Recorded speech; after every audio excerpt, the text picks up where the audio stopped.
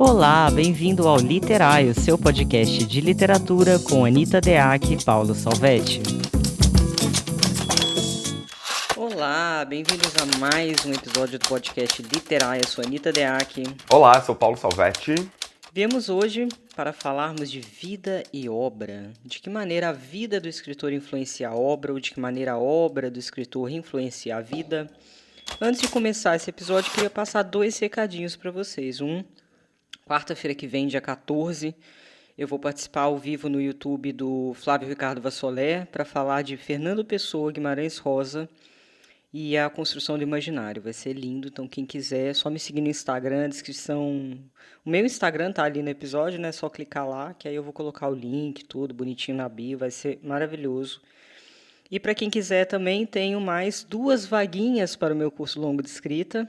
Só 2? Só 2, amém. Uhul. Mas como o DOC do povo volta, aquelas coisas, né? Pagou, não pagou, já era. Aquela loucura. Eu vi Então, você falando que tem gente, inclusive, que vai fazer mais uma vez para continuar o processo, né? Vai, alunos do curso longo que está rolando e vai acabar em breve, alguns deles vão continuar porque querem continuar produzindo, enfim. Então, Que demais, eu né? fiquei muito satisfeita com isso. Então, quem quiser, manda e-mail também está na descrição do episódio, porque é isso, volta doc. No próprio curso passado aconteceu isso, né? Vários pagaram, voltaram, aí eu substituí, acontece. Então, quem tiver o interesse. E aí vamos ao nosso tema de hoje, vida e obra. Vamos obra, lá! vida. Eu já falo que temos convidados maravilhosos, mas já adianto, gente, que eu tô no mau humor da gota, que hoje foi uma correria tão grande que eu não consegui almoçar. Pra vocês terem ideia, tá Paulo Salvetti de regata na minha frente, eu tô de maiô porque eu tava trabalhando na beira da piscina, mas Thiago ficou passeando no mercado, não deu tempo de fazer o churrasco, eu tô aqui com pão de alho, enquanto eu falo Paulo Salvetti. Bom, mas a expectativa é que então tem um churrasquinho logo mais, né, Anita Deac? Para que a obra de um escritor aconteça, é importante que na vida aconteçam intensidades como churrasquinhos, ou talvez como um pouco de fome, né? Paulo, eu começaria falando uma coisa, né? O quanto a vida influencia a obra. Evidentemente que não vejo como a vida não influenciar a obra, né? A gente sempre vai partir de questões nossas, questões que são essenciais. Ou, às vezes, a gente vai pensar em questões que talvez pareçam não ter tanto a ver com a gente, no fundo, quando você vai analisar muito bem, tem. Porque o livro é um processo que demanda muito tempo, muito esforço, então dificilmente você coloca essa energia, você despende se não tiver alguma coisa muito sua ali, que logicamente você vai transformar, né? Você vai colocar, você vai abordar com personagens diferentes, você também vai fugir, logicamente, as suas reações, mas tem ali questões essenciais que você gostaria de falar. Agora, eu queria lançar uma pergunta para a gente começar, que é a seguinte: é preciso ter uma vivência específica? É a vivência que define a obra? Daí eu tenho minhas dúvidas e vou colocar aqui o exemplo, por exemplo, de 2 escritores, né? A gente tem, por exemplo, o Castro Alves, que escreveu Navio Negreiro, né? Maravilhoso, poesia lindíssima. E o Castro Alves era filho de médicos. Castro Alves tinha curso superior.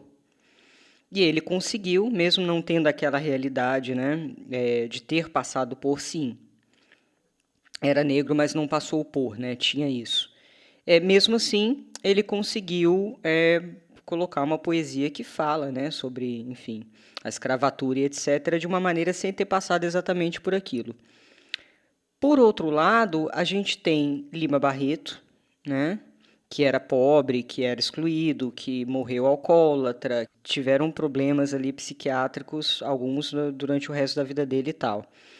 De maneira que a gente vê, sim, a experiência de Lima Barreto, né, tudo aquilo que ele passou, nas obras dele. E Proust também, né? Proust fala muito da homoafetividade nas obras dele, porque ele era homoafetivo, né? Então, o que eu penso, uma reflexão para a gente aqui. Eu acho que não adianta você ter vivido. Se você não souber alinhavar os recursos literários para construir um projeto estético que se sustenta. Não é a experiência, para mim, que faz diferença apenas numa grande obra. é a arregimentação dela em literatura. Eu já passei por muitos casos de autores que tinham uma história de vida maravilhosa e o livro era uma bosta. Por quê? Porque faltou a regimentação literária. O que você pensa disso? Ah, penso a mesma coisa.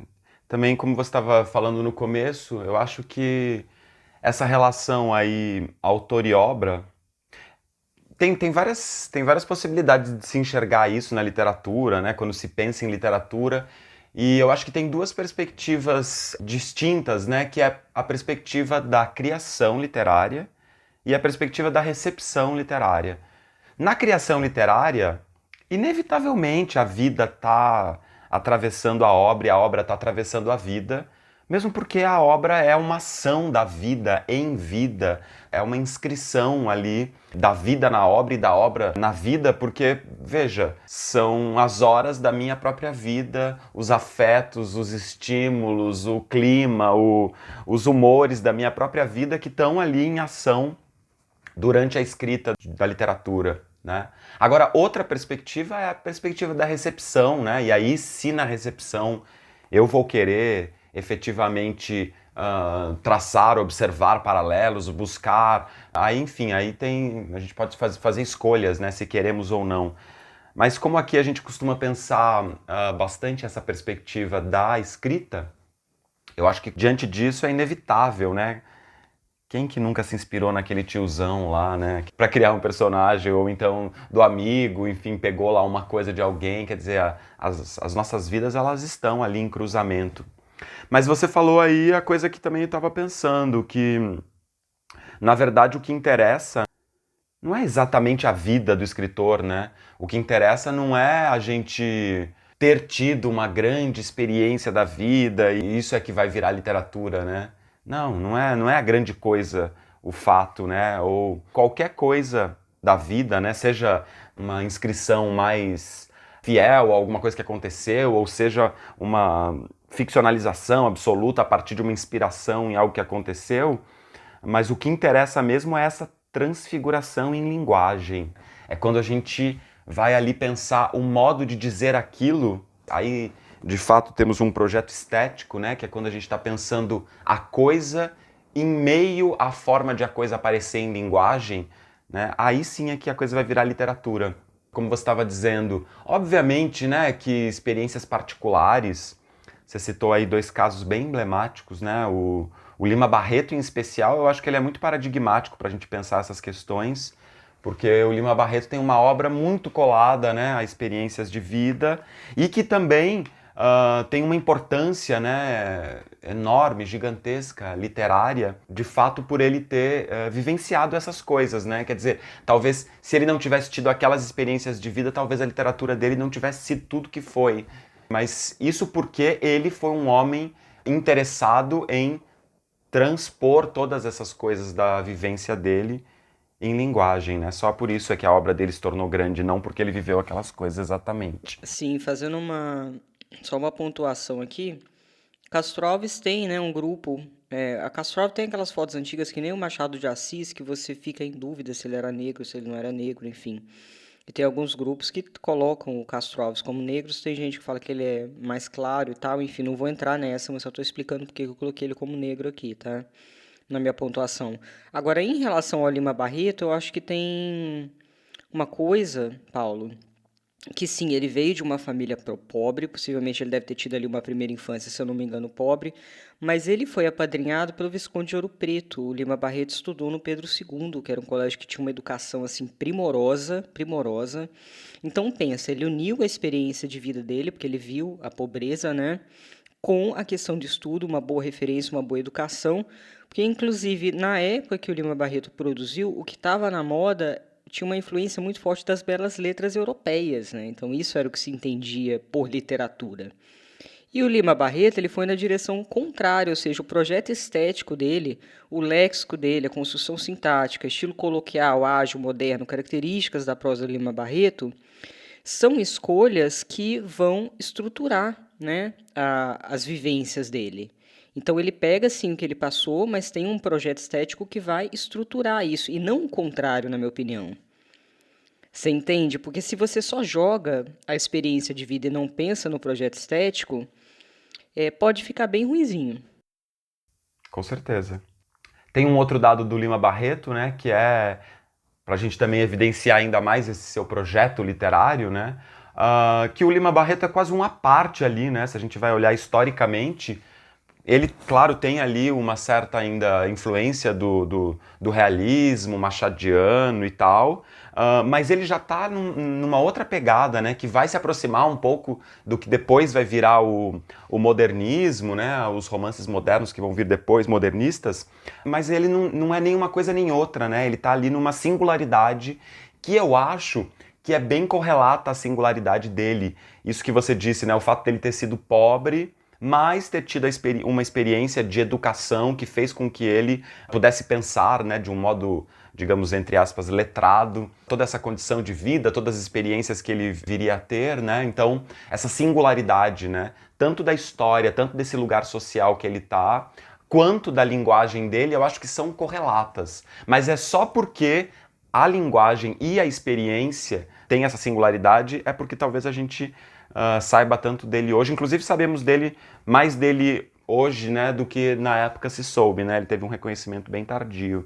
Você ia falar alguma coisa de Castro Alves, Paulo, que eu te interrompi? Não, não, eu ia dizer só que tem uma coisa enfim, essa questão do colorismo, né, quando a gente pensa em negro, hoje para nós isso está muito mais claro, né? Por exemplo, a gente não chama uma pessoa de mulato mais, né, ou de, sei lá, enfim, variações que existiram aí historicamente. Hoje a gente considera as pessoas que são brancas ou negras na maior parte das vezes. Quando a gente está pensando aqui no Brasil, né, embora a gente tenha ali uma variação de colorismo enorme, né, e eu acho que o Castro Alves está nesse lugar aí. Talvez na época, possivelmente não chamavam o que ele era de negro e hoje a gente chamaria o que ele era de negro, né, muito parecido com o Mário de Andrade. Né, o Mário de Andrade, mesmo ele sendo esse homem tão maravilhoso que ele foi, né, durante a sua vida, tão inventivo, essa questão de ele ser negro, ele mesmo ele não sabia se ele era negro. Ele sabia que ele era um pouco diferente dos brancos, mas ele não se considerava negro. Então, essa é uma questão que acho que é mais contemporânea, essa nossa assertividade em chamar de negro um cara como o Castro Alves. Né? Verdade.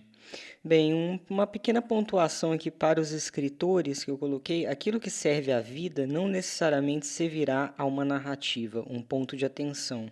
Aqui eu estou falando de detalhes desnecessários, né? Teve uma aluna, por exemplo, que fez um texto e aí ela colocava ali que a personagem estava num lugar que a área e a dispensa eram área e dispensa ao mesmo tempo. Quando eu analisei a narrativa, para o leitor, para a narrativa, não fazia diferença ela comentar, né? Ela colocar a personagem para comentar que a área e a dispensa ficavam no mesmo espaço. Mas aquilo era uma lembrança dela, era de fato uma casa em que ela viveu, em que a área e a dispensa ficavam no mesmo lugar. Então o cérebro pode levar automaticamente a você colocar detalhes da sua vida na narrativa que não necessariamente vão servir à narrativa. Então, você entender esse ponto de corte é muito importante também. Também a gente pensar que nessa experiência de transfigurar, né? Eu penso em transfiguração nessa imagem, né? De a gente pegar essa vivência, essa experiência que a gente ou soube, né? Ou sentiu, ou então soube de alguém, mas pegar essa experiência que é um dado vivido, lembrando que esse dado, obviamente, já é um dado de algum modo ficcionalizado pela memória, como a gente já tratou isso em algum lugar, né? Quer dizer, eu vou usar um estímulo de alguma coisa que eu já vivi, que eu já passei, mas como eu vou lembrar disso já tem ali um dado, de certo modo, ficcionalizado, né? Mas a ideia do transfigurar, né, que é transformar isso em linguagem nessa experiência da criação literária, tem a ver com uma série de edições, né, Anitta? Tanto edições dos fatos em si, né, de como eles aconteceram, como eles são colocados, em qual sequência, mas principalmente do enfoque que a gente escolhe para as palavras que a gente escolhe para aquilo. É isso que vai transformar aquilo em uma potência, né, escrita, em uma potência que vai atingir o seu leitor, que vai se comunicar, que vai criar esse trânsito, né, de afetos com o leitor. Olha, eu tenho para mim, inclusive, que a vida não é possível transpor, né? A vida, ela é vivida, ela não é apreensível, ela não é representável. né? A vida é o agora, portanto, não existe toda representação, ela perde. Toda representação tem uma questão subjetiva que você está falando, porque tem uma mediação da linguagem. É que nem a questão do paradoxo do pensamento, né? Você usa o pensamento para explicar alguma coisa, só que o pensamento, assim como a linguagem, ele tem uma estrutura própria. Então você está colocando um filtro de estrutura para analisar uma coisa que não tem essa estrutura necessariamente. Por isso que é tão difícil, por exemplo, falar sobre matemática avançada, falar sobre física avançada. Por quê? Porque a palavra não dá conta muitas vezes. Então, tem até um estupro, às vezes, conceitual, né, de alguns autores. O Jacques Fuchs até falou sobre isso no episódio passado. Por quê? Porque tem essas adaptações. E quando a gente está falando de transposição de vida para a literatura, que eu não colocaria assim jamais, né? Mas como a vida vai parar na literatura, primeiro que eu já acho que não é a vida, na minha opinião, não é a vida. Outro, porque mesmo quando o escritor vai colocar coisas dele ali, ele vai se colocar como entidade discursiva, entidade do discurso, com a estrutura da narrativa, com o uso de recurso literário, com a sintaxe, ou seja, não é ele, cara. Você entende? É Sim. muito doido isso, é muito Sim, doido. mas é muito legal pensar isso, porque torna muito mais complexo e também, ao mesmo tempo, muito mais instigante, né? Isso também é uma coisa que me provoca sempre, pensar nessa ideia da representação. Se eu vou tentar escrever para representar alguma coisa, daí eu já tendo a pensar que é uma perspectiva de partida já equivocada. Porque não dá para representar exatamente isso que você falou, é muito boa essa ideia. Aquilo que está ali, embora possa ter partido de uma coisa que a gente chama de vida, aquilo que está ali não é uma vida da mesma importância ou da mesma ordem. A gente pode chamar aquilo de vida também, sei lá, pode ter um romance, pode ter uma vida própria. Talvez a gente possa abstrair, né, a vida numa outra dimensão, que seria a própria vida de um livro, mas não é uma vida da mesma ordem da vida vivida pelo autor. É uma outra vida absolutamente autônoma, que, claro, pode estabelecer na sua autonomia conexões com o escritor, com a vida, com o contexto, com, né, tudo que pode cercá-la, mas ela tem autonomia e é independente. Sim, olha, eu penso que o escritor é um ilusionista. Existe uma ilusão de realidade, de verossimilhança interna, inclusive, que nem sempre está linkada à realidade de fora, às vezes está. Mas existe uma ilusão. Por quê? Porque o leitor, quando ele vai entrar em contato com aquele livro ali, obviamente que ele vai precisar reconhecer modos sociais de operação, ele vai precisar reconhecer uma série de coisas para ele entender. Só que é uma ilusão, existe uma edição ali para emular uma realidade, seja ela interna à obra, com a verossimilhança interna, que são os casos dos livros, que não fazem um pareamento tão óbvio com a realidade, mas eles fundam uma realidade interna, são os meus autores preferidos, inclusive, porque eles não ficam que nem o cachorro correndo atrás do carro, que é a realidade, sabe? Eles fundam um espaço próprio ali. Eu acho que a gente podia, inclusive, aproveitar, né, para chamar a nossa primeira convidada, né, Paulo? Vamos, bora! Ela é a Luciana Araújo Marques, escritora, pesquisadora e jornalista. Trabalhou no Caderno Ilustrada da Folha de São Paulo, na revista Entre Livros e em editoras como Melhoramentos, Cosac Naif e Estação Liberdade. Foi selecionada pelo programa Rumos Itaú Cultural de Crítica Literária, voltado para a produção brasileira, e é colunista da revista Pessoa, mestre em Teoria Literária e Literatura Comparada pela USP e doutorando em Teoria e História Literária pela Unicamp. Ela publicou na plaquete Quelônio Souto um trecho de seu romance Em Andamento. Vamos a Luciana, então.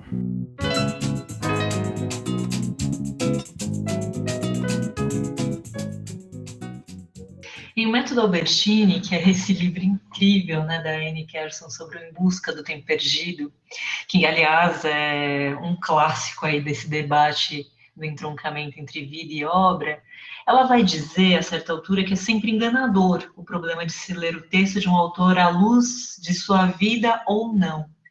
Eu acho incrível esse ou não, e eu acho que nesse ou não está contido tudo o que me interessa e que eu acho que torna essa questão muito mais complexa do que aquela pergunta meio infame, né, de se determinadas coisas aconteceram na vida real, se determinado personagem existe, né?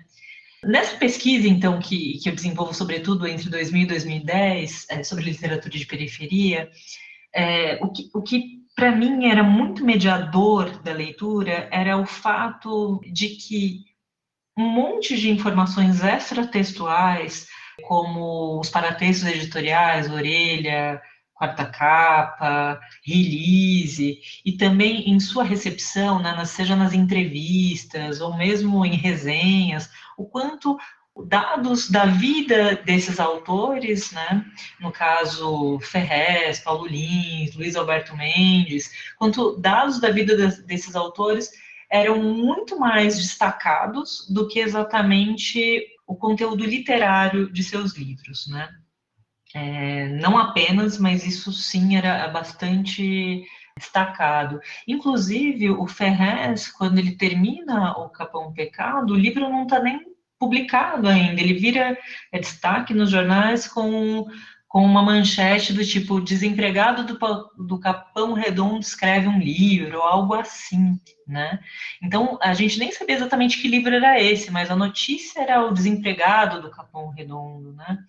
E depois quando o livro sai, né, em sua primeira edição, ele é um romance, o protagonista se chama Rael, mas, portanto, não estamos mais no extra-textual, mas dentro da obra, isso é, então, dentro da obra, nessa primeira edição, a gente lê esse romance e, entrecortada com as páginas do romance, a gente vai encontrando fotos do próprio Ferrez, fotos do Capão Redondo, né, então, reforçando muito esse de dentro desse espaço marginalizado que vem à tona. No caso do Paulo Lins, por exemplo, é óbvio que seria diferente se a gente soubesse que Cidade de Deus tivesse sido escrito por um antropólogo que nasceu e cresceu em Higienópolis, aqui em São Paulo, mas fazia parte da equipe de antropólogos que desenvolvia determinada pesquisa em Cidade de Deus. É óbvio que o fato de Cidade de Deus ser Cidade de Deus, porque foi escrito por Paulo Lins com a sua biografia, é decisiva nessa mediação, né? Então, esse aspecto muito consciente, muito trabalhado pelos editores e pelos autores é que me interessa. Passados 10 anos, né, agora eu já estou meio que aí às portas de concluir o doutorado, eu estou trabalhando com as memórias de infância do Graciliano. Então, eu não estou mais tratando de estreias, né? Inclusive, agora no primeiro semestre de 2021, eu vou dar um curso no Lugar de Ler sobre essas estreias de Carolina de Jesus, Paulo Lins, Ferrez e Giovanni Martins. Então, entra aí também a Carolina antes e o Giovanni aqui mais próximo da gente, né? Em termos aí do lançamento do livro dele, O Sol na Cabeça, para a gente pensar na comparação com Lins e Ferrez. Então, nas memórias de infância do Graciliano, eu não estou mais com uma estreia, muito pelo contrário, né? Então, o livro é escrito entre 38 e 45, lançado em 45, portanto, quando o Graciliano já lançou os seus romances, né? Caetés, São Bernardo, Angústia e Vidas Secas. Esse período de escrita coincide com o período pós-prisão, durante o Estado Novo, na atmosfera da Segunda Guerra Mundial. E a pergunta que eu lanço é justamente quem é que veio antes, o menino ou o escritor? Né? Ou, em outras palavras, é muito comum na recepção as pessoas associarem, então por que Graciliano viveu determinadas situações em sua vida de menina, é por isso que ele vai, como escritor, escrever determinadas questões que a gente encontra em sua produção romanesca, mas também nos contos, né, e na sua produção infantil, ou quem veio antes foi o escritor, que, muito consciente de seu projeto literário, que inclusive traz aí nessa primeira pessoa, no memorialístico, enfim, aspectos aí muito estruturantes de tudo que ele fez, né? Será que não é esse escritor que, muito consciente então desse seu projeto literário, dos temas que ele vai estar tratando, é que, então, constrói, ou melhor, reconstrói, né, este menino à luz dessa ilusão biográfica também. O que não significa dizer que eu estou tomando essas memórias como ficção, não. Mas justamente pensando o autobiográfico como essa figura de leitura que media a leitura E sim, tem um efeito estético aí nessa mediação. Então, aquilo que viraria uma causa e consequência simplificadora, né, passa a talvez ter uma dimensão mais de intertextualidade, a coisa fica um pouquinho mais complexa. É um longo assunto. Nossa, eu achei o depoimento da Luciana absolutamente fantástico. Fiquei encantada com o trabalho dela em relação, né, às memórias de infância do Graciliano Ramos. Porque, gente, olha que coisa maravilhosa, que eu vou até recuperar aqui, ó. Memórias de infância, né, escrito entre 38 e 45, lançado em 45, depois de o Graciliano ter lançado Caeté, São Bernardo, Angústia e Vidas Secas. E aí a Luciana coloca a pergunta maravilhosa aqui, que é a seguinte, né? Quem veio antes? O menino ou o escritor? Então, o que ela está querendo dizer para a gente, né? De que maneira o narrar da infância foi contaminado pela obra? Porque o que a gente pensa? A infância está lá atrás, depois vira escritor, né? Então, a infância vem antes. Agora, quando o Graciliano foi, né, abordar a questão da infância, quais são os filtros de todas as obras que ele escreveu? De que maneira a lida literária, a lida com a palavra, pode ter influenciado a construção narrativa da própria infância dele? É uma virada de chave, né? Adorei também a fala dela, porque isso que eu estava dizendo no começo, né? Sempre a nossa vida vai ter relações com a obra porque a gente está construindo essa obra em vida. Quer dizer, o espaço que eu estou ocupando para viver, né? E esse espaço a gente poderia pensar que ele está caracterizado por uma série de coisas, né? Como, por exemplo, o meu contexto político-econômico, meu conhecimento cultural, meu trânsito geográfico, tudo isso vai determinar um lugar de estar no mundo, né? Um ponto de vista para as coisas, e a minha literatura ela surge dali, né? Inevitavelmente, essas coisas todas que compõem o lugar em que eu estou no mundo, né? Elas estão cruzando porque elas também que possibilitam a minha rede criativa, né? Todos os fluxos de criatividade que eu vou ter.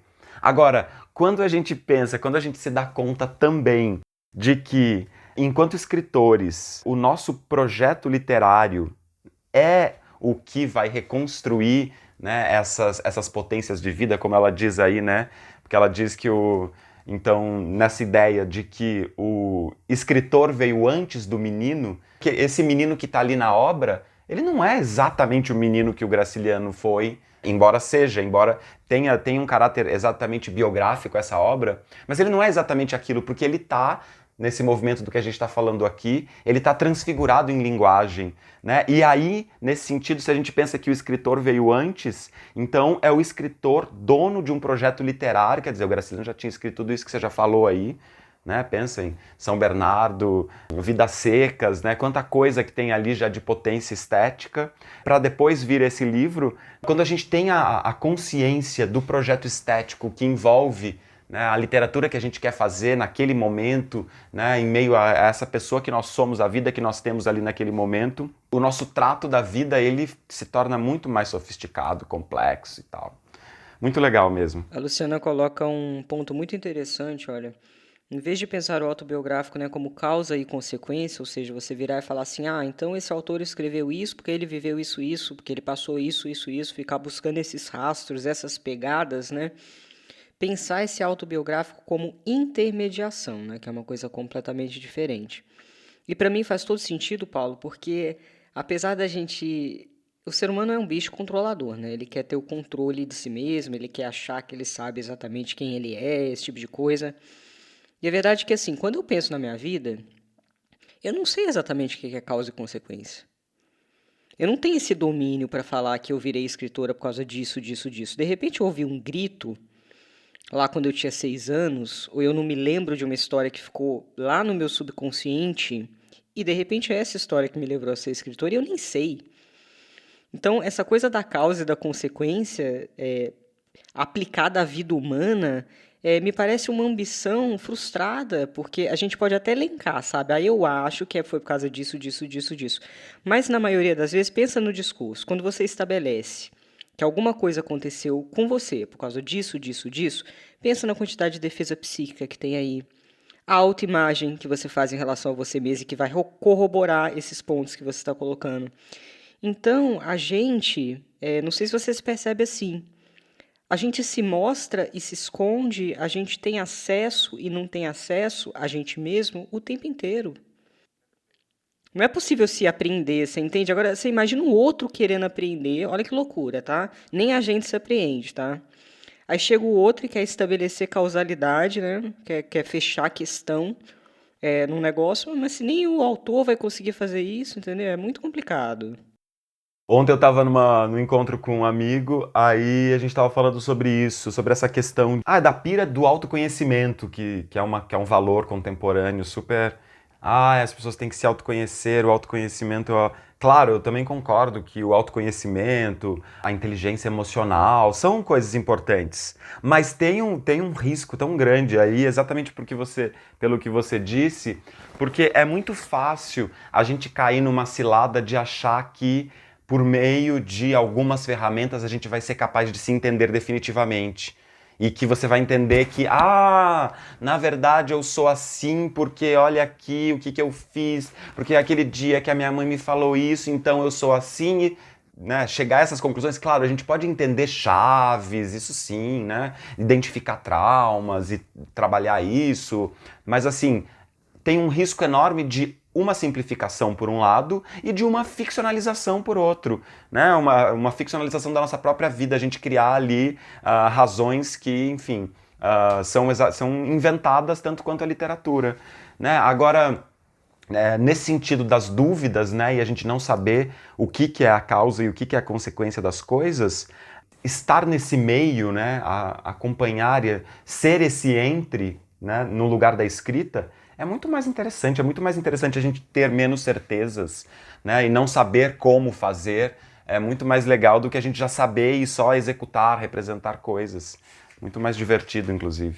Eu sempre falo que escritor precisa estudar muito além de ficção, porque se você for pensar, tem uma base do pensamento de René Descartes aí nessa ideia, né? Penso, logo existo. Ali a gente tem uma separação de mente e matéria. Então a gente tem uma fragmentação. A ideia de fragmentar, ela é uma ideia que ela domina a sociedade ocidental, né? O jeito que as pessoas abordam as coisas é pela fragmentação, pela consequência, pela causalidade, pela temporalidade de primeiro isso, depois aquilo. Que é o que a gente está falando aqui, né? Vida e obra, então a infância acontece antes, então é por causa disso que ele escreveu isso, e a Luciana vem com essa chave tão interessante para a gente. O que acontece? A temporalidade ela pode ter uma leitura muito mais complexa e criativa do que seguindo essa lógica fragmentária e essa lógica causal. Né? Você pode pensar ela como intermediação, como filtro. Você pode entender, por exemplo, que mesmo aquilo que parece não ter a ver, pode ter a ver. Então, por exemplo, se a gente vai para a psicanálise, a infância, o que é a infância? Né? A infância, lógico, é o que aconteceu, mas existe a criança interna. A criança não deixa de existir porque você passou da infância. Logo, são duas crianças, a gente já começou por aí. A gente tem a criança dos fatos, que se perdeu, que não é possível chegar perto porque já passou. E a gente tem aquela criança interna, que é uma espécie de todas as nossas expectativas, os nossos desejos, a relação com os nossos pais, tudo aquilo ali está pulsando agora. Logo, se a gente fosse pensar no Graciliano, estou pirando aqui, tá? Nessa questão das memórias da infância, não tem nem só uma infância ali. E a criança interna dele enquanto ele escrevia? E essa articulação do adulto com a criança interna? Né? Os desejos infantis que persistem na gente até a hora da nossa morte. Né? As somatizações, os sintomas. Eu fumo que nem a louca na caipora. Porque. Não, mas é porque tem uma coisa da fase oral do desenvolvimento aí, com certeza. Então a gente vai trazendo essas marcas. Então, se a gente pudesse ampliar a nossa percepção de que a vida, a análise da vida, ela é uma análise da vida, mas ela não é a vida, em primeiro ponto. Em segundo ponto, todas essas estruturas misturadas de enunciado, que eu falei de discurso enunciativo, né? Do que a gente coloca, de como coloca todos esses filtros, e o fato de que esse tempo ainda existe, Como é que você vai analisar blocando? Então vamos blocar aqui, vamos blocar aqui, vamos blocar aqui. Não faz o menor sentido. Para mim, pelo menos, não faz o menor sentido. Legal também porque você disse aí uma coisa que eu acho que, no sentido prático da escrita, é uma coisa bacana de a gente pensar, que é como a gente opera as temporalidades, né? Tanto na nossa própria relação com os fatos, né? Quer dizer, também vamos pensar que, assim, nem toda obra tem raízes tão diretas ou tão claras na nossa ideia, na nossa consciência, com paralelos exatamente de coisas vividas, né? Quer dizer, tem romances, contos que surgem aí absolutamente desconectados, assim, pelo menos numa primeira observação, né, das coisas que a gente viveu, que estão outras histórias, outras pessoas jamais vistas. Mas tem coisas, tem lógicas, tem hábitos, tem questões culturais, né, estruturas culturais que também estão cruzando ali e que são coisas que são observadas pelo escritor, né, por meio do seu senso crítico, da pessoa que ele é. Né? Agora, essa questão da temporalidade aí que você colocou, ela é interessante porque ela também é uma questão que a gente pode colocar em jogo. Né? Por exemplo, a gente vive temporalidades muito variadas, né? A gente tende a pensar que, por exemplo, uma memória é uma coisa do tempo passado, né? Mas facilmente, como a gente já falou aqui, a memória ela é o tempo presente, porque a memória, na verdade, tem uma narrativa do passado que está toda configurada por esse momento do presente. Do mesmo modo como nessas simultaneidades de tempos que a gente tem vivido, né? Por exemplo, a impressão de temporalidade, né? Então, quanto tempo passa enquanto você está assistindo um filme, enquanto você está lendo um livro, ou quando você está lavando a louça e tal, essas dimensões diferentes do tempo, também são modos de vivenciar as experiências da vida, que também a gente pode levar para as nossas narrativas de modo complexo, tirando um pouco essas estruturas de temporalidade que às vezes são um pouco presumíveis demais, né? Às vezes a gente já vê ali quebras de linearidade, então tem ali, vai para o presente, vai para o passado e tal, mas como é que a gente se atenta às experiências de temporalidade que nós temos, né? Como é que a gente consegue ativar a nossa atenção para as nossas próprias temporalidades da nossa vida e observar essas estruturas para tentar criar novas estruturas de temporalidade nos nossos escritos. Total. E tem uma outra coisa que aí é uma viagem, mas que particularmente eu acho muito interessante de se aprofundar e buscar, que é o seguinte, tem muitas teorias, né? A questão do inconsciente coletivo do Jung, por exemplo, que ele vai falar que a gente também tem uma estrutura que tem a ver com os nossos antepassados, né? A gente teria heranças, por exemplo, e aí no O Homem e Seus Símbolos, por exemplo, ele vai mostrando um pouco os símbolos que existem em todas as civilizações e que comporiam um cabedal de heranças simbólicas para a gente. E aí a pergunta que eu faço é: que vida? Porque na minha experiência como autor acontecem coisas malucas como eu poderia ter escolhido um personagem com qualquer doença. Eu escrevi 80 páginas do No Fundo do Oceano dos Animais Invisíveis que eu eliminei e que vai virar outro livro de uma personagem que tem Alzheimer. 6 meses depois, meu pai foi diagnosticado com Alzheimer. Ai, que louco, né? Isso já aconteceu várias vezes. Aí, o No Fundo do Oceano dos Animais Invisíveis teve uma leitora beta que leu e falou: isso aqui é mitologia no mame, esse terceiro ponto, essa terceira parte do teu livro. Essa coisa de não existir hierarquia entre os seres, de tudo estar vivo, isso aqui é Davi Copenau. Eu corri para comprar o Davi Copenau, na época comecei a ler o Davi Copenau e falei, puta que pariu. E minha avó era índia. Então, como é que histórias? Será que é só a tua vida também? Que tipo de herança que você tem? Que tipo de conversa que de repente você precisa até destravar, né? Porque ter acesso a é se permitir sair da restrição a respeito de si mesmo, a respeito da imagem que você faz de si mesmo. Você se entender como um ser permeável que veio de um outro ser, porque tem uma piração em relação às mulheres, Paulo. Quando você nasce, você vai ter tem o seu sistema reprodutivo, já tem os filhos que você vai ter. Então são os filhos dentro dos filhos, vai pensando para trás, os filhos dentro dos filhos, dentro dos filhos, dentro dos filhos. Sementes vir a ser de vidas. Olha que coisa maravilhosa. E aí você vai ficar só nessa coisa bobinha de a minha vida? Ah, pelo amor de Deus, umas coisas incríveis aí pra E explorar. ainda eu tô pensando também agora num outro ponto que é o quanto também a própria experiência da escrita da obra, ela também transforma absolutamente nossa vida e a gente passa a ser uma pessoa diferente do que a pessoa que a gente era quando a gente termina de escrever um livro. Porque é um processo que tá em total diálogo, faz parte de você, né? Quando você termina um livro, aí sim, você entrega a ele e ele vira um ser independente, mas até ali, até esse momento, até o momento de, né, que você está bem nesse momento agora, né, Anita Deac, vendo o seu livro em vias de ser impresso, em vias de ganhar essa independência, ganhar o mundo e passar a ter uma vida autônoma de fato, né? Mas até esse momento é a gente também, isso é a gente, é um movimento totalmente conectado, né? E aí eu me lembrei que, por exemplo, o Guimarães Rosa, quando ele escreveu aquele romance, não sei se você já ouviu falar, que é O Grande Sertão Veredas. Desconhecidíssimo, imagina, nem li.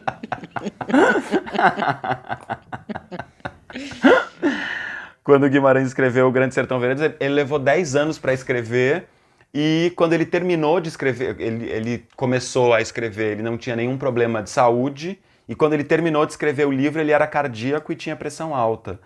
Então, esse momento de intensidade, né, que essa obra toda ela também mexeu, alterou, ela é um dado da vida que também muda a própria vida do autor, né?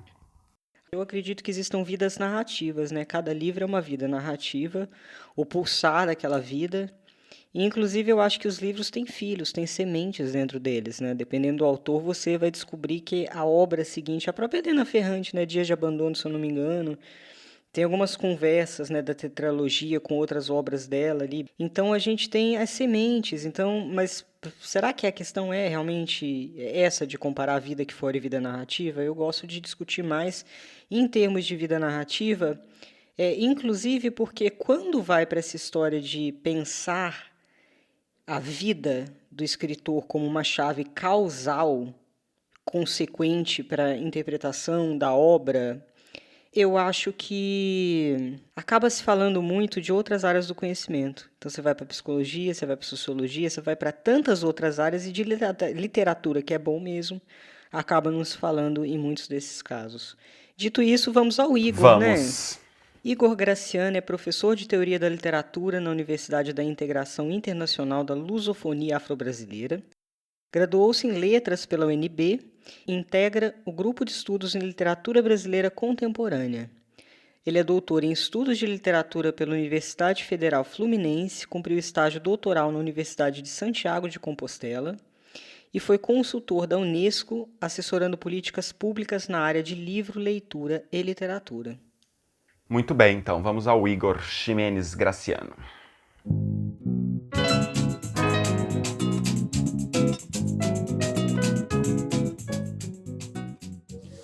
Olá, quero agradecer o convite. Bom, pensar a relação entre vida e obra é, em primeiro lugar, pensar a questão dos gêneros textuais. A articulação entre vida e escrita literária ocorre de maneiras distintas no romance, na crônica, no poema, na dramaturgia, no ensaio, enfim.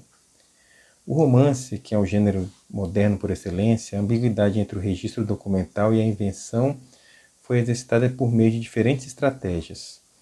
Acho que todas no sentido de jogar com a vida, a partir das experiências dos escritores, enfim.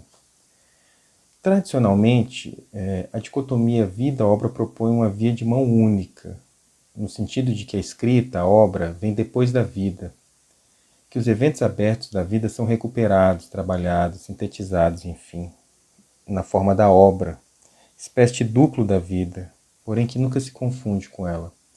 Não é por acaso que os estudos literários lançaram muito mão da metáfora do espelho, ou seja, a obra é um espelho, um espelhamento da vida, dos seus eventos. Ainda nessa ideia de mão única, outras metáforas se apresentam. Por exemplo, a ideia de que a vida é matéria-prima ou fonte para a escrita literária. Então, como fonte, como matéria-prima, as experiências vividas elas vão escoar e serão filtradas no corpo estético da obra. Em linhas gerais, o escritor é um artesão, A vida é a matéria-prima e a obra, bem, a obra é esse emblema capaz de iluminar muitas vidas e por ultrapassar aquilo que é parcial, particular, para atingir o universal. Mas é possível pensar essa via como sendo de mão dupla também. A obra, ela não só é alimentada pela vida, mas alimenta a vida, informa, cria imaginários e propõe modos de ser. A literatura ganha um princípio ativo sobre os indivíduos. Ela movimenta, não só espelha, como também ilumina possibilidades antes não previstas. No entanto, ainda aí, de novo, não há nada de novo no horizonte. Afinal, o elemento central do modo como se entende a relação entre vida e obra se mantém, que é a própria dicotomia, de um lado a vida, do outro a obra. O que muda aí é a ideia de via de mão única ou via de mão dupla. O que haveria de novo, afinal de contas, se pensarmos na cena contemporânea e por que se fala tanto da relação entre vida e escrita literária, entre obra e vida? E se pensarmos também na voga dos termos que circulam hoje, como autoficção, bioficção, pós-autonomia, escrevivência. Bom, aqui eu vou começar a me aproximar um pouco mais de um caminho especulativo, no sentido de pensar as transformações que a ideia de vida e de viver tem hoje em dia. Eu acho que houve uma mudança nesse sentido. A ideia de que se vivia, se pensava, se vivia os eventos e depois se escrevia sobre eles, ela muda radicalmente no momento em que a própria vida ela é o tempo todo um gesto de publicação. O uso maciço cotidiano das redes sociais, em que viver é literalmente autopublicar-se, construir uma narrativa cotidiana de si próprio e dos seus. De maneira que o clichê de que a vida imita a obra torna-se quase que uma constatação. O trabalho da ficção, da escrita, a obra, enfim, não mais é o outro da vida, é a vida. Eu tenho chamado isso de uma espécie de supraficção. A vida como uma grande obra em que todos escrevem, publicam, mas a autoria é indeterminada, difusa. Diante desse quadro, qual o lugar, quais as estratégias do que ainda entendemos como literatura? É aí que está o nó. Há autores muito perspicazes no sentido de absorver esse ambiente das redes, caso dos experimentos de Ricardo Lises, por exemplo. A minha questão, é perguntar-se sobre até onde a escrita literária nesse jogo é capaz de abordar de forma crítica esse cenário ou se apenas reproduz essa escritura infinita e desagregadora que é a vida digital. Estranhar o próprio tempo, como na provocação de Agamben, talvez seja uma saída. Autores menos conectados propuseram estratégias de fusão de vida e obra a partir de uma escritura menos espetacular. Um exílio voluntário da grande narrativa do mundo para uma escrita, por assim dizer, sem imaginação. Penso, para terminar, na obra Machado, de Silviane Santiago, que encara sua própria velhice ao encarar a velhice de Machado de Assis em suas últimas cartas. Ali, numa obra que é sobretudo um ensaio, Santiago crava o termo romance já na capa e transforma suas leituras numa narrativa, que é também um aprendizado sobre a velhice e uma preparação para a morte, fim da vida. Muito bem, então o Igor faz aí um monte de provocações super interessantes, ótimas para estimular nosso pensamento sobre essas questões aí que a gente vem desenvolvendo aqui hoje. E, bom, antes da gente entrar nelas, eu queria agradecer a Regina Dal Castanho, que foi quem indicou para mim o Igor Graciano. Obrigado, Regina. Regina tem um trabalho ótimo, incrível aí em relação aos estudos da literatura contemporânea na UNB. A Regina é maravilhosa, admiro muito o trabalho dela, deixo aqui pontuado. E espero que possa estar conosco aqui em um próximo episódio. Bom, o Igor também tem uma pesquisa super interessante que está totalmente a ver com isso que a gente está falando, e ele falou aqui, primeiro essa ideia, né, que ele estabelece aí dessa observação, primeiro da mão única, né, na relação vida e obra, né, na qual a obra é sempre uma espécie de consequência da vida, né, usando essa ideia que a gente tinha trazido antes, vida enquanto matéria-prima, e também a ideia de mão dupla, né, em que a obra e a vida se retroalimentam num certo sentido. Mas acho que a coisa ainda vai ficar mais interessante ali na fala dele quando ele estabelece esse ponto de ruptura, né? Essa quebra da dicotomia, quando, de algum modo, ele vai provocar essa ideia de um novo paradigma, né? Instaurado pelas redes sociais, que é um paradigma que faz com que a vida, de algum modo, no seu modo de existir, né, ela tenha como um dos elementos a própria inscrição dela em narrativa. Né? Então, essa ideia de que nas redes sociais a gente está o tempo todo falando sobre si, né, e criando narrativas sobre si, né, faz com que a própria experiência de vida se torne essa inscrição. Né? Então, quando ele problematiza, né, essa quebra dicotômica aí, enfim, isso nos dá um problemão para pensarmos. Né? Interessante que ele fez um apanhado histórico, realmente todos os estudos colocam, né, tanto a via de mão única quanto a via de mão dupla, né, mas ele pontuou, né, que de alguma maneira a gente tem ali separadas as questões da obra e vida, né, e aí eu fiquei até pensando aqui numa piração, Paulo, porque deveriam haver estudos também de vidobras, nem só a vida, nem só a obra, vidobra. Vidobra a vida dentro da obra. Você entende? Analisar a perspectiva de qual vida está sendo criada estruturalmente dentro da linguagem. Porque realmente eu acho o pareamento um pouco complicado. Por quê? Porque são estruturas diferentes. Então, para mim, fica muito difícil superpor uma coisa na outra, né? Até porque a imagem, por exemplo, tem uma análise da semiótica, né? Uma outra linguagem, a análise da linguagem é outra história. Então, fiquei até pensando, achei muito interessante quando ele levantou essa questão das redes sociais, né? Que hoje em dia, realmente, eu principalmente faço stories eternos, todo santo dia tem conteúdo lá no meu Instagram, e tem a publicação da vida. Mas aí eu faço a pergunta, a publicação da vida é a vida?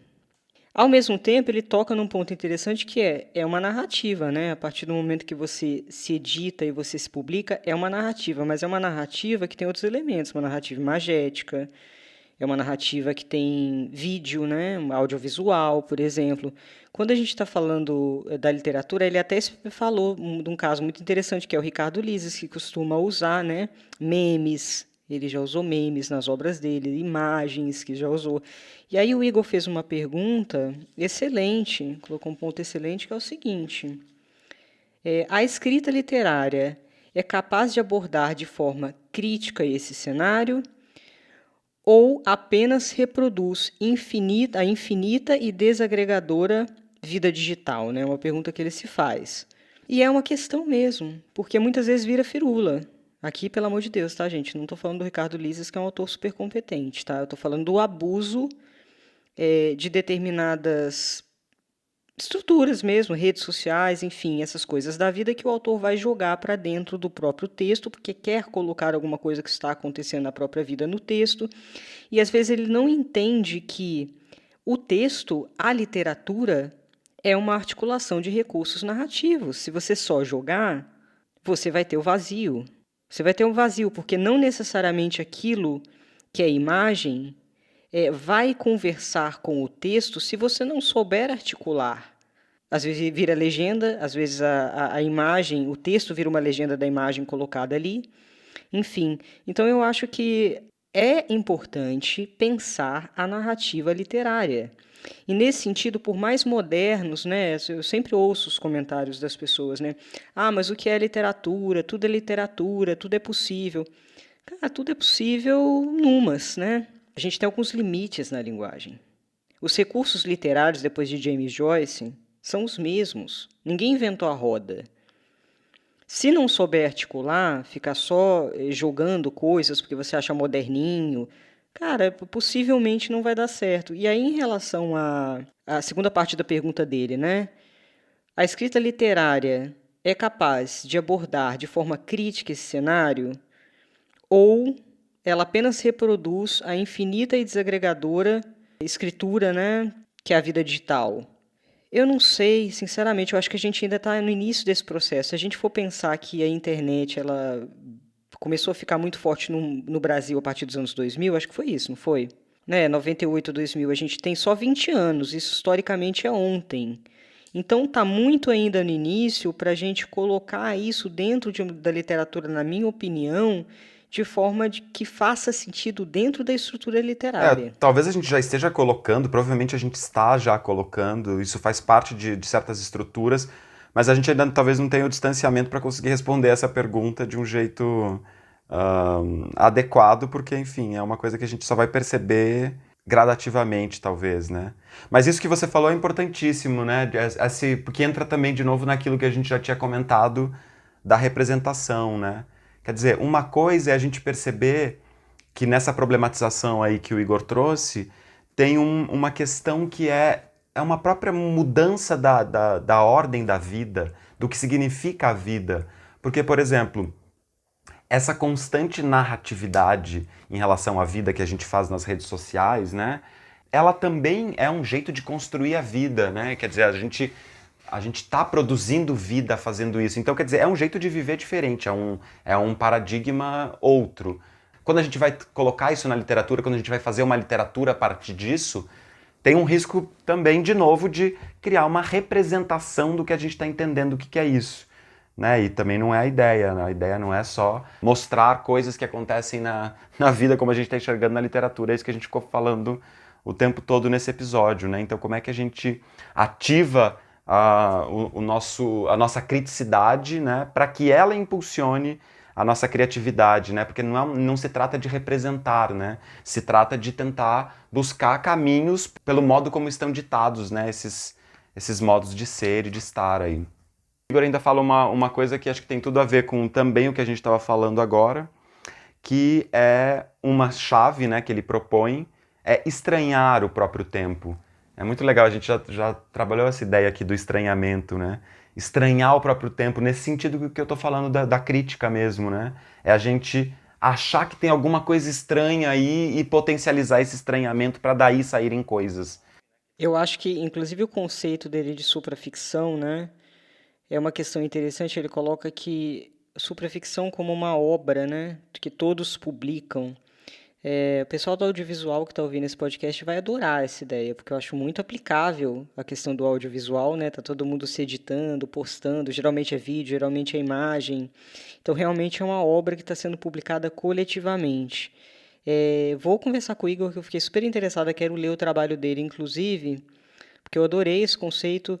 Na literatura eu não sei como ficaria, por isso que eu quero até conversar com ele, porque a vida, quando a gente coloca esse termo da vida, né? A vida, pensa na vida, a vida é uma coisa tão ampla. A vida seria tudo. A vida seria desde que você vem ao mundo até o momento que você morre. E aí não é possível, por mais que você queira, não vai existir um registro de todos os seus momentos, a não ser daqui, sei lá, 30 anos, quando tiver aqueles chips, né?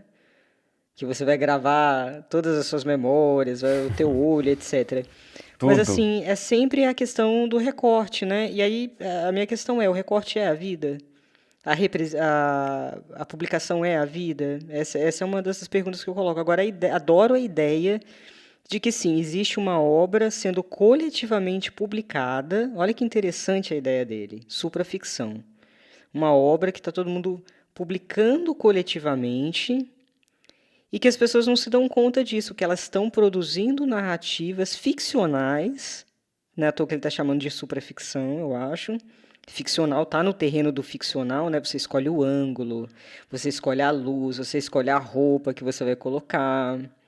O que você vai dizer, como você vai dizer. De maneira que eu lembro agora daquela colocação da Hannah Arendt, que ela fala que às vezes parecer é mais importante que ser. Então, de que maneira essas narrativas ficcionais a respeito de nós mesmos estão criando para nossa mente uma espécie de alter ego, que pode estar até distanciado daquilo que a gente é. E aí bate um pouco com o que ele falou, que a vida digital tem um ponto que é desagregador, sim. Na minha opinião, é agregador, porque tem né, essa coisa de você poder se comunicar com alguém de qualquer lugar do mundo, isso é maravilhoso, mas tem um ponto bastante desagregador, sim, porque você cria um duplo da sua imagem. Então, vamos voltar no que a gente estava falando, Paulo. Você não sabe quem é você mesmo, completamente, isso é impossível, correto? Uhum. Ainda assim, você vai fazer uma edição de alguns aspectos, mediados pela defesa da sua autoimagem, etc. Ou seja, você cria um duplo de si mesmo. Um duplo que já não é, às vezes, perto daquilo que você acha que é e também não é perto anteriormente daquilo que você é. Isso, para mim, é o conceito de virtualização. É quando você está cada vez mais distante de uma compreensão total e absoluta, né? Que é também enfim, impossível. Então, agora, o quanto o ser humano vai se fragmentar cada vez mais? Isso é uma pergunta importante. A gente está numa terceira camada de duplo aí, vai. Qual vai ser a próxima? Vai ter uma quarta? Vai ter uma quinta? Vai ter uma sexta?